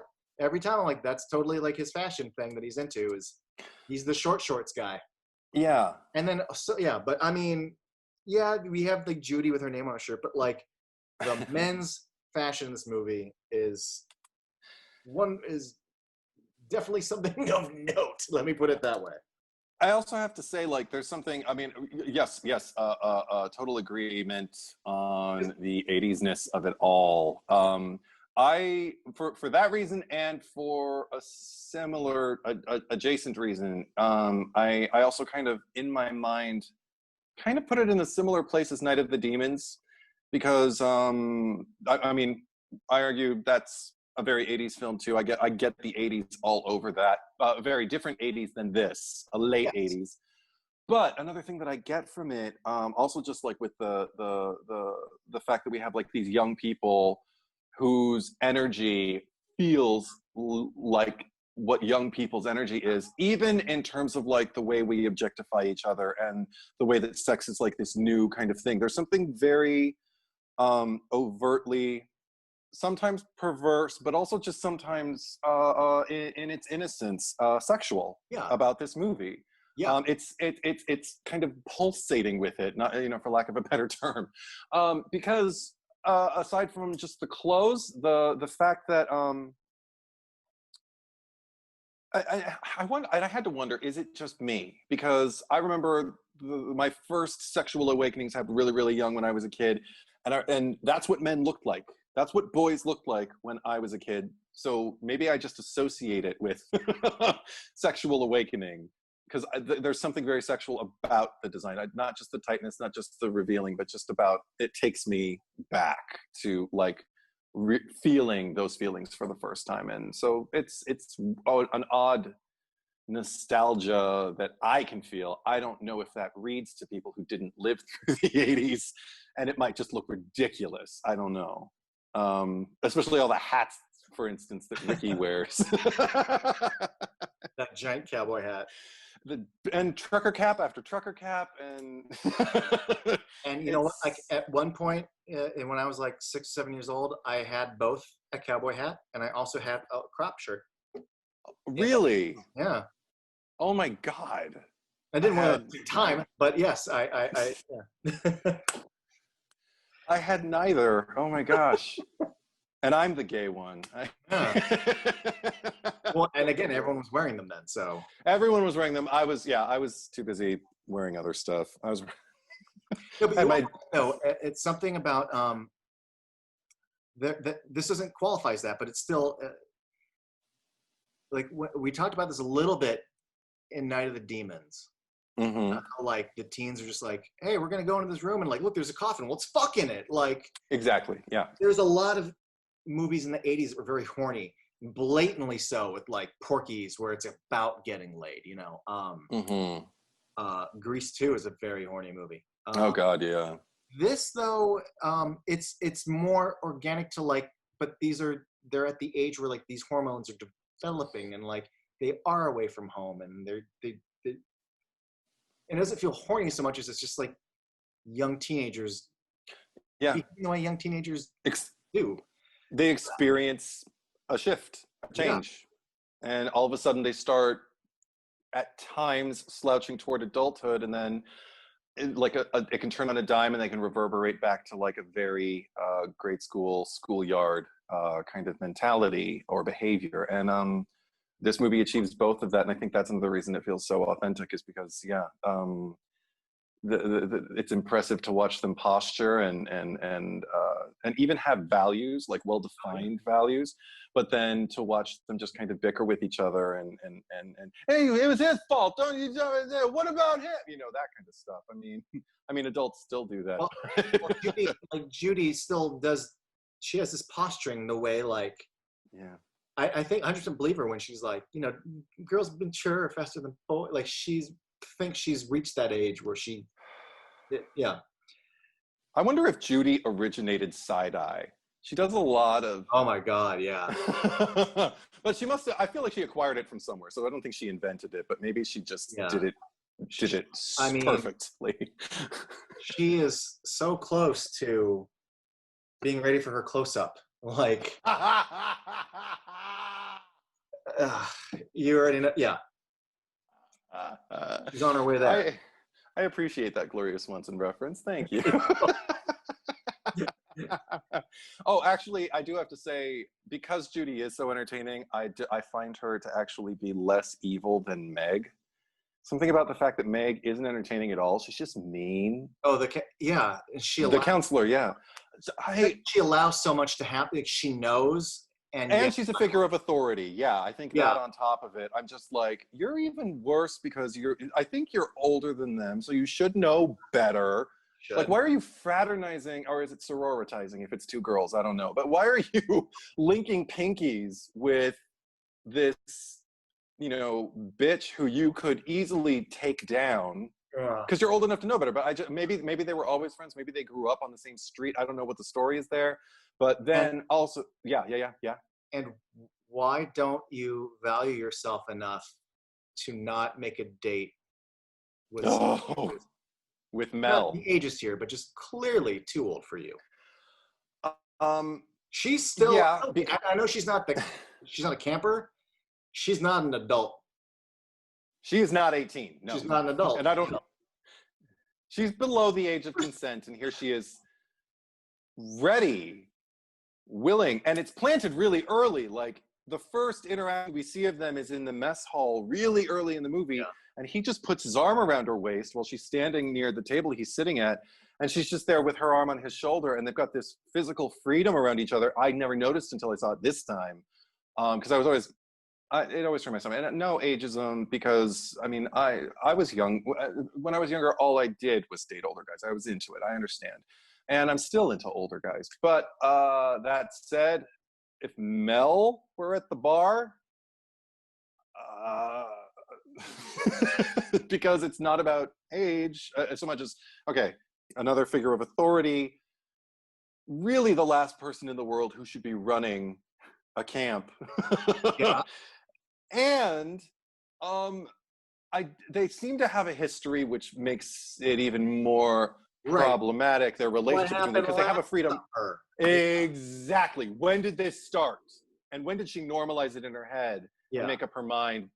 This is where I can really flex my sexual power muscles. The more I think about it, the more I don't want to. Between covering up, first time, let's not scare the kids with this pedophile that died, sure, but the constant need to cover things up for the sake of business, continuing to, he's a pedophile too. To also, his suspicion of Ricky, to the point where I'm just gonna fucking wail on this kid. He's a monster. He's an absolute monster. I have no evidence, but I've made up my mind that this kid, who was only defending his cousin the way a righteous child would, is the killer. And not just the killer of this girl who I was about to, I'm not even going to use a word, but I'm also going to pin all the other murders on him. In a fit of rage, and go attack him and speak to Meg the whole time I'm doing it. After I'm done killing, or not even killing him, but just beating him to a pulp where he's senseless now, I'm going to say, I did it, Meg. I kept my promise to you. Whatever the fuck he says to his dead child lover. Gross. In a movie that Gross. has a killer murdering people and a whole bunch of bullies, that guy is the monster of the movie. And considering the depths to which we sink with this movie, as far as just like, I guess, subject matter, like peering beneath the silverfish infested rug, if you will, it makes me really appreciate little details like the flypaper in the kitchen, because seeing it in like a 2-shot or just like a kind of like a semi-shot is enough for me to go, that's over food. Yeah. And I know what flies look like on flypaper. Those are real flies. That's not set dressing. Those were probably just there, and they thought, I'll leave them. And then to see, we get a close-up after they're cleaning up Artie's death, and Mel's doing damage control. And there's a close-up right by, I think it's Ben's head. And I'm just like, we didn't need to get that close to the flypaper, but I see you, movie. I see what you're doing, and I love you for it because it fits. It's not just gross. It's suitable for, especially the tone of like what it is we just saw and what we're seeing at this moment. So I appreciate that. It makes seeing the kids interact and be happy even more refreshing. It makes me crave it because I'm just like, innocence, sweetness, decency, loyalty, and just a general, common courtesy. How about that? All these things that also I'm probably, it's also probably because I'm craving them largely in my life these days. But the biggest, the biggest catharsis for me this time that I could actually put in words was, I think the thing that makes me like people most in this movie is when they're nice to Angela. She's like that conduit. Oh. Yeah. I forget. I just call him like the big beefcake with the. Yeah, I don't know his name either, because he doesn't really do anything except just be a decent guy. And right, but again, the visual language of things like, I see him and I think of like a Revenge of the Nerds villain or something. And I'm like, Angela's not eating, and then he walks up and he's like, "Oh, Angela, do you want us to go to the kitchen? We'll find something you do want to eat." I'm like, this is how you come down and you help a kid out. Like, this is what you need from people at camp. Like, yeah, fucking guy. Right. Granted, he does walk her to Artie and then leave her with him. Maybe he just doesn't know. It feels like, how would anybody not know? But maybe he doesn't. Maybe he's too busy being there with the kids and interacting with them to notice this darkness in the kitchen. He's just too nice. He's a little too dumb to notice, Maybe. I mean, he is also, I do understand, like, when you're in charge of that many kids. Yeah. But when you're in charge of that many kids too, like, I can understand maybe and it's not part of the chef circle to hear all that. Also, right. I hate about Artie, aside from all the obvious stuff. Yeah. I'm not diminishing any of that. But the fact that it's not like he's trying at night when the kid, like, where he couldn't get caught, like, everyone's in the hall eating. What the fuck are you thinking? Like, this is how badly you want to do this right now? Yeah. I'm glad you're dead. Yeah, me too. Yes. One little thing about Meg that before we move away from her, I love her death. Has nothing to do with her actual death. It has to do with this little song she's singing. It is probably one of the funniest things in the whole movie. It's just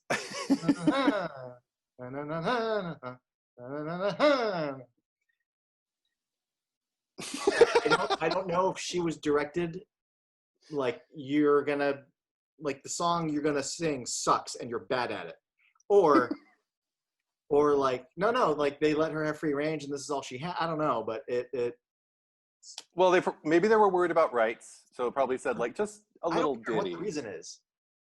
It's a great moment in cinema. It's one of the best songs ever captured on film. And there's something an angel. The one that stuck with me actually was Kenny's when he's under the canoe or whatever, the little rowboat, and he just goes, "Hey, Bobbery Bob, hey, Bobbery Bob," and I'm just like, I don't think I think they're the only two who sing, but wouldn't it be charming if everybody was just singing like a kind of no, not even public domain, but just like made up on the fly in their head, like a kind, kind of like Jamie Lee Curtis did in Halloween with her "I wish I had you all alone, just the two of us," and Annie with her "Oh, Paul, you are my all, no keys, but please." I mean, it's not even on that level. They didn't work that hard. We get "Hey, Baba Rebob, hey, Baba Rebob." And what was the other one that she was singing? I don't know it well enough to sing it. What was the one that Meg was singing? I've never committed to, but it's like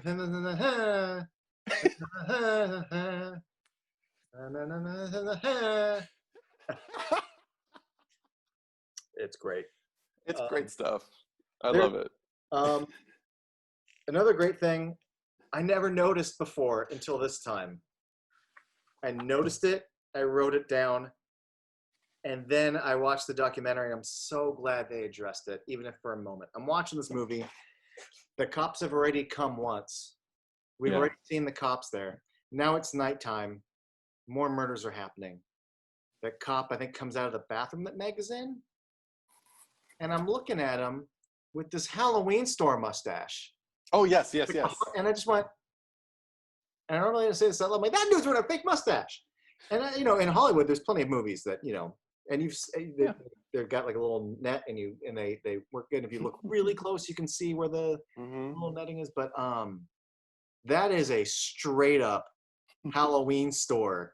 Yes. You aren't fooling anybody with that mustache. And I love that it's on camera. That is Bradley Cooper holding the baby in American Sniper of like, that ain't real. It's on film, and I do not believe what I'm looking at. I love that cops, and I'm gonna play the scene right now, and I have to act with this thing on my face. Yeah, they probably got 3 for $a from like a drugstore bin. Yeah, I love that mustache so much. Me too. Yes. No, go ahead. The only other thing I think I really have in my notes here. It's the first thing we see in fond memory of Mom, a doer. With it and not end with it. I found that interesting. Yeah. Well, I mean, that's traditional. Yeah, more like a book than a movie. Yeah. But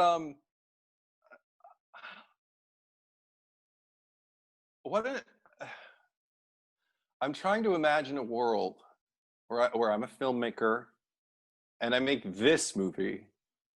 And I dedicate it to my mom.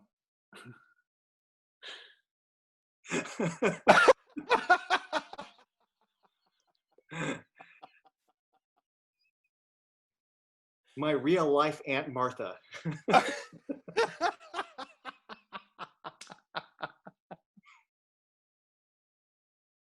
Oh my God. Is it meant to be a joke the way like the Coen brothers do based on a true story?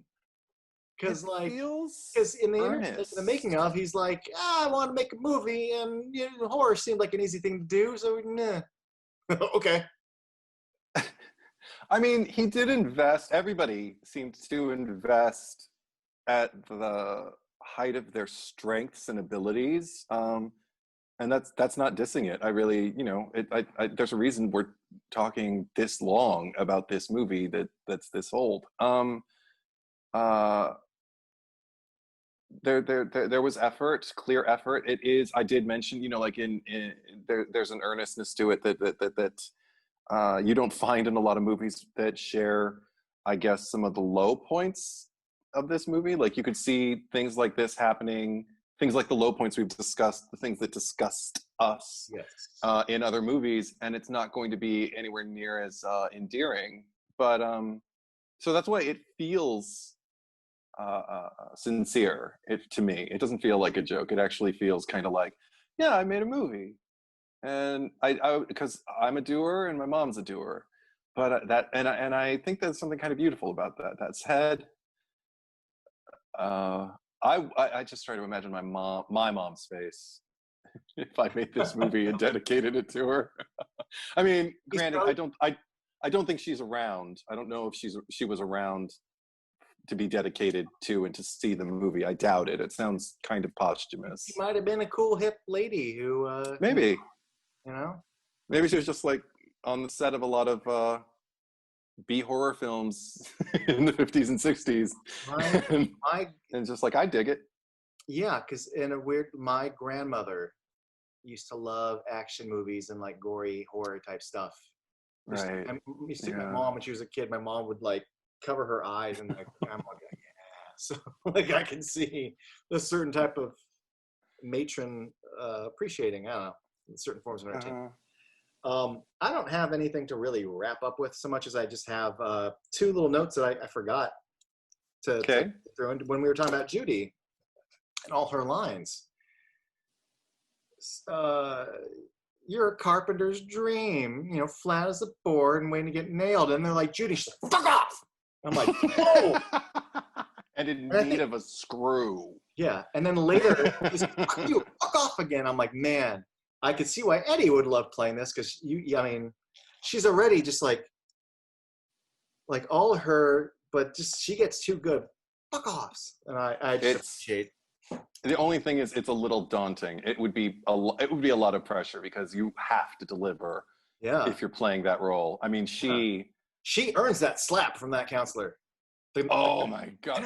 She takes the moment to be upset with herself, or to be just conflicted about what that takes for you to slap that kid. It's a kid. And I wonder if that whole sequence, it felt very Carrie to me because we got like girls bullying girls, and you know, like the more like seasoned girls, shall we say, like, you know, teasing the virgin girl, and then a young, you know, just above the age group of the girls that she's taking care of, authority figure who sympathizes with the virgin girl, slaps the oppressive girl and feels not great about it, but we're all like fine with it. So yeah, and also, I mean, doesn't they even talk about periods, don't they? Doesn't she say something about like she probably doesn't even have her period? So I was just kind of like, okay, this is a little nod to Carrie, or at least it feels like it. I hope it is, because it fits. The other thing I meant when we were talking about the flashbacks and Angela and especially with her and Peter on the bed, I meant this would have been. I'm still going to say it, but man, I meant to talk about it when we were talking about it then because it really stood out to me. I only caught it this time. But the camera's rotating around the bed and it dissolves 3 times into them. And I found it very interesting that the camera rotates once with Angela and Peter. And when they dissolve, it's to Peter and Angela, like they've swapped positions. I didn't notice that. And then when they do it again, every time they dissolve, it's Angela to Peter to Angela. Like it's always my God. And I'm like, that's so fucking telling. That again, little fucking things, the silhouettes of hands, using the dissolves from one gender to another. That's amazing. It's good shit. Yeah. Oh my gosh. Well, thank you. I never recognized that. So I mean, I didn't until this time, but that's awesome. I'm always going to see that now. Thank you. Yeah. Have you seen the sequels? Yeah. I've seen 2 and 3. I've seen 2 and 3. I've never seen 4, which I think is when Angela, the actress, comes back. Yeah, when Felissa came back. Was that Return to Sleepaway Camp? Yes. That's the one I want to see. Yeah, and that's what I'm curious about. Yeah. Curious. I actually I'm okay with, first of all, both of them are I don't want to say a betrayal, but very quickly just say like, oh yeah, Angela, she got locked up. And then like they fixed her, whatever, and she's really a girl now. The verbiage of it's fucking awful. Right. But for all intents and purposes, she is an older Angela who's now Angela, the girl who is a killer. Which to me is far less interesting now that she's just some stalker at a camp. I think 2, removed from 1 in its own right, is a kind of fun movie. It's not brilliant. It has value. It actually has quite a bit of value, because 1, it's one of the few movies where we go in just knowing, like we have, obviously with like the Freddy sequels, Friday the 13th sequels, but it's fun. Like with this, like we know who the killer is. She's not behind a mask. She's a character, and we fully know her MO. And not only that, but she has sort of it's very two-dimensionally played, but she has like this sort of zest to her of and it's almost a little like a little bit Martha-esque, just like, oh, you kids shouldn't be sleeping, there's no fornicate, don't be bad boy and girls. But there's a kind of like a blind, zesty intention that I think makes for an interesting killer, not necessarily an interesting follow-up to this version of Angela. But also the fact that it also, I think it was 1988 or 89? I don't know, it was the late 80s. Yeah, around there, it sounds right, yeah. But I mean, if you want, because they make the choice to make this, like all the campers are now older teenagers, and they're played by people who don't look like they're teenagers. They look like they're in their 20s. Yeah. So there's a lot more boobs and fornicating and in that 80s sense of like, you want to talk about a horny movie, like that's more of a horny movie. Yeah. But there's some gags in 2 I appreciate. I like the 2 prank guys. One dresses up like with the Jason mask, and one's got the Freddy glove, but then like the face gets cut off and Angela kills him with a chainsaw. Like, I chuckle. It's not that, it's, first of all, I don't want to say it's not that bad, because it's got some fun kills, it's got some laughs, it's just not the best follow-up, but it is, I would ultimately say, like, Sleepaway Camp 2 is kind of worth your time to watch once. I've actually seen it twice, because I saw it once a long time ago and I got bored and revisited. And and I don't know if you responded to it as much, because I've kind of just been talking about 2 straight away through, but there's this great moment where she's going to kill someone. And she's like, what do I? And she like grabs like a coat hanger and she's like, nah. And then she like grabs a pencil and it's like, oh, I remember that. Yeah. She like grabs a radio and it's like, I just, it's a pretty fun performance. And it also had, I'll never forget it. It has one of my favorite 80s what the fuck lines that hasn't, it's, this girl bangs this guy in the woods. It already had the sex. She's getting up and putting on her clothes. Right before she leaves, she's like, you don't have AIDS or anything, do you? Oh, I remember that, yeah. Oh my God, especially in the 80s when that was such a scare, like the fact that character just drops it. I mean, there's surprisingly a lot to chew on and get out of part 2. Whereas 3 to me feels like the cash in, where it's just like, oh, here you go. There's no joy. 3, I'll say 3, I remember the least. I remember literally nothing about 3. I sat through it. I don't remember anything about it. I just remember the Angela from 2 was back, and I was like, okay. And that's not a slight on her. It's not her fault. But I'll say 2, I don't think is without merit. Yeah. However, and how I would never argue with somebody if they saw it as glass half full. I do lean toward glass half empty with 2, only because it's not a standalone movie. It is there's fun to be had, but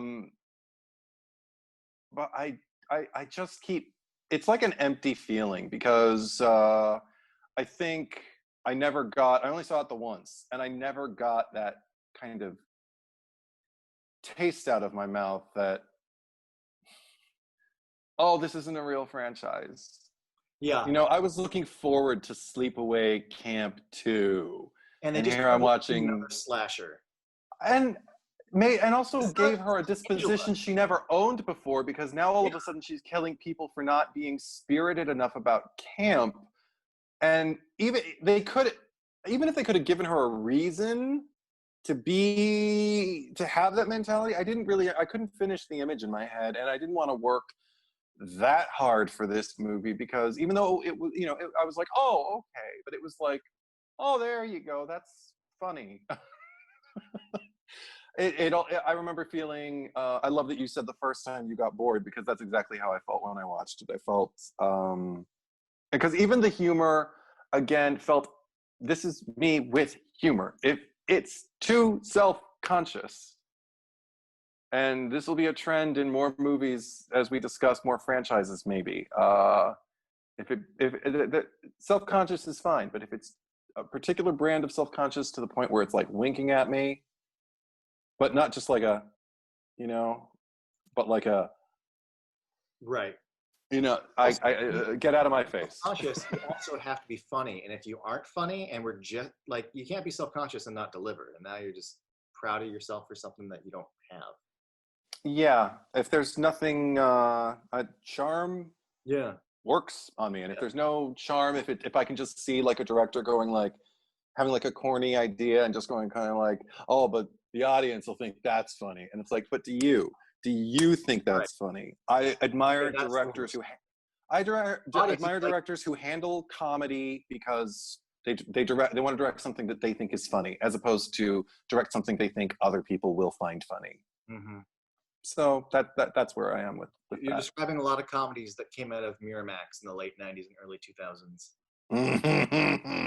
The Weinsteins were like, hey, this is trending, make sure to do that in it. Yeah, let's want to, and they're like, well, it was funny, so do it. Yeah, 90s were the birth of that comedy with a white background and the red lettering right over it, and it's just like, comedy, and I'm like, yeah, don't think so. Go on. Sorry. Worthy about 3, and again, I can't call it good, but it had a cool premise that they don't do anything with. Which is the idea that there's like a social experiment where we're going to take, and so like the way they handle it's pretty poor, but we're going to take a bunch of lower income teens and we're going to put them at camp with a bunch of more well-to-do teens. Oh, that's right. Like when they're on a level playing, and then like the news is covering how like we've got ghetto children and rich affluent children, and they're going to all be dressed in the same. They're the same level playing, and if the movie had something to say about class, that'd be neat. It doesn't. And then also, I just remember the idea of the opening scene making no sense, that I was amused for like a minute. Because you follow like this girl that's gonna go to this camp. And she's packing her stuff and her life sucks. She's in like this ghetto apartment. She goes out of the building. And as she's like walking down the street, a garbage truck is like coming after her, and it like runs her down, and like Angela gets out of the truck. Oh, and, that's like, right. Angela takes her place and goes to the camp, and you're like, cool. Like someone had the idea for a cool theme, but has Angela been stalking her and then said, I'm going to kill her with a garbage truck and right. She gets to the apartment and get a garbage truck and run her down. Like, what is happening? Other than someone thought it'd be cool to run someone down with a garbage truck. And the fact that, like, I can't remember if it's after the garbage truck leaves the frame or she gets on the bus and leaves the frame, but there's graffiti on the building that says, like, Angela is back. Like, the movie breaks the fourth wall. I remember that. You're reminding me why I forgot about this movie. Yeah, but that's all I remember. But I don't remember the kills. No. I just remember Angela being in a bad wig. Yeah, it's, yeah. I want to see Return to Sleepaway Camp now.